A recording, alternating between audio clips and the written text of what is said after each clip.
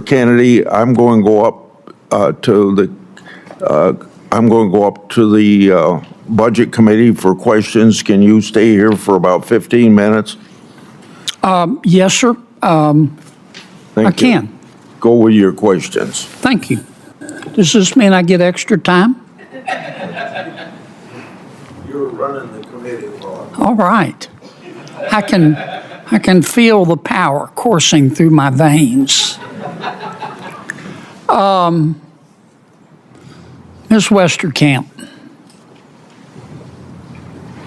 can we agree that social media quite often is just a cesspool of snark? Unequivocally, yes. Yeah. When you made these comments about Senator McConnell and Senator Graham and Senator Collins, what job were you in at the time? Senator, I made the comments in my personal capacity as a private citizen, but I was at the Department of Justice. And you're in White House counsel's office now, right? Since May of last year, yes. But you didn't make them while you were working for President Trump? No. You were at Justice? Well, technically, Department of Justice is an executive agency, but I was at the Department of Justice. Yeah, yeah. I try not to read social media too much. One of my colleagues in my office one time, they know to bring to me any really cool cuts that somebody said about me on social media. Probably the coolest one they brought to me, somebody said one time, "Kennedy, you look exactly like my second wife." I said, I thought that was a very cool cut. You are an expert in international trade law? Yes. Okay. Tell me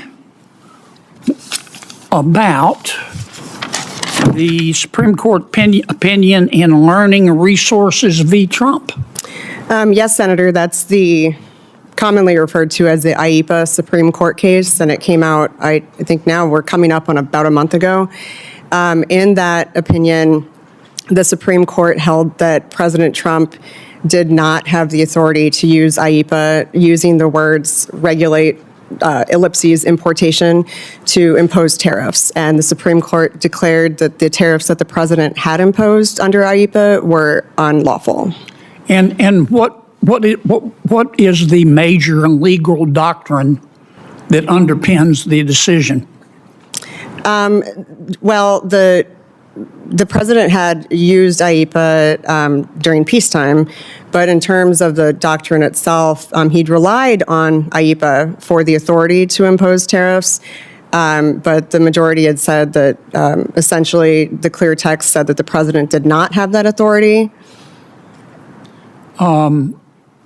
It was the major questions doctrine, was it not? Well, the major questions doctrine, Senator, 3, so a plurality of the justices said that part of another reason why the president did not have the authority to impose the tariffs was due to the major questions doctrine.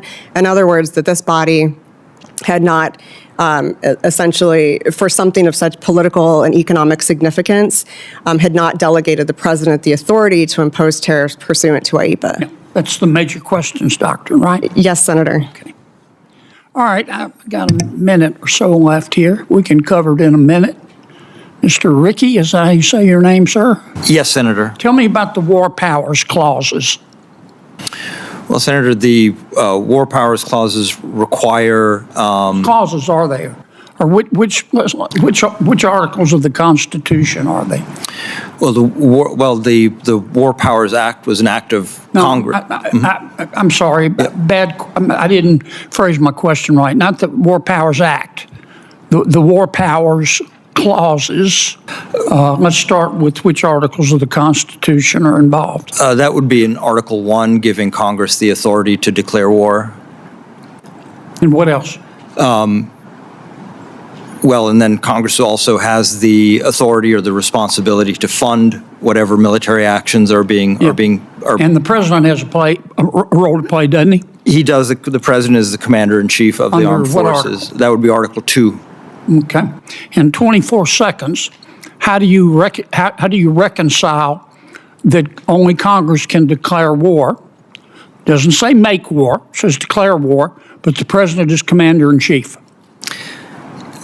What did our founders intend? I think it goes along with the whole concept kind of underpinning the entire constitutional system we have of divided government, powers split between the different branches. And so I think there was an inherent tension built into that, just as there is in many different areas of our federal government. Okay. Ladies, I'm sorry I didn't get to you.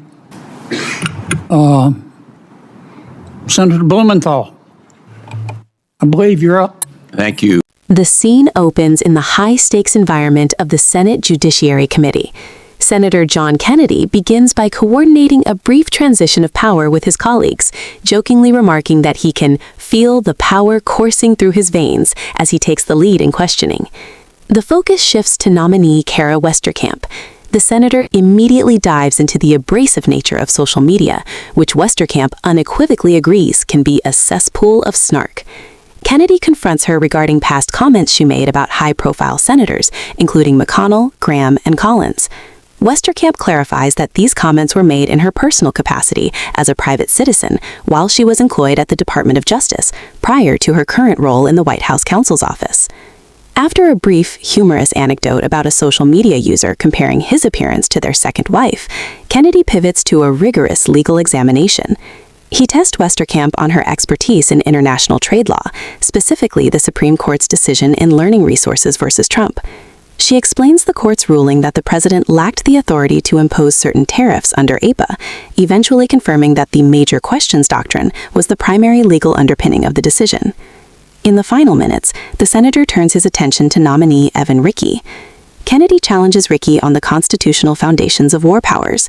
The exchange highlights the distinction between Article 1, which grants Congress the authority to declare war and provide funding, and Article 2, which designates the president as commander-in-chief. Rickey explains that the founders intended for an inherent tension within a divided government to manage the power of making and declaring war. The session concludes as Kennedy yields the floor, having navigated through personal conduct, complex trade law, and foundational constitutional theory.